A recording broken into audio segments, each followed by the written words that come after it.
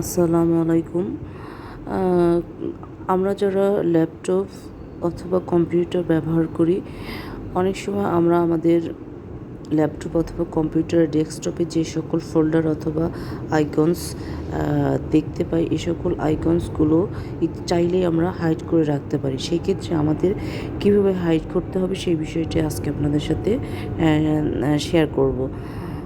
প্রথমে আমরা মাউসটার রাইট সাইডে ক্লিক করব। ক্লিক করার পর এই যে দেখতে পাচ্ছেন ভিউ লেখাটা আছে, ভিউ লেখার উপরে ক্লিক করব আমরা। ক্লিক করলে পাশে এই যে লার্জ আইকনস এর একদম বরাবর নিচে আসবো আমরা।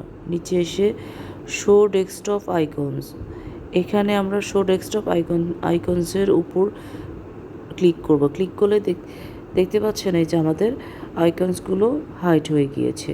এভাবে চাইলে আবার আমাদের ডেস্কটপে আইকনসগুলো শো করতে পারি কি যেভাবে, সেটা আবারও আমাদের মাউসের রাইট পাশে ক্লিক করব। ক্লিক করার পর ভিউ লেখাটা আসবে। এই ভিউ লেখাটা উপর ক্লিক করে পাশে লার্জ আইকনসের এই একদম নিচে বরাবর এসে এই শো ডেস্কটপ আইকনস, এই শো ডেস্কটপ আইকনসে ক্লিক করব।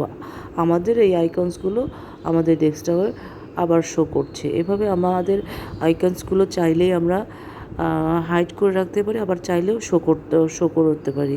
ধন্যবাদ সকলকে।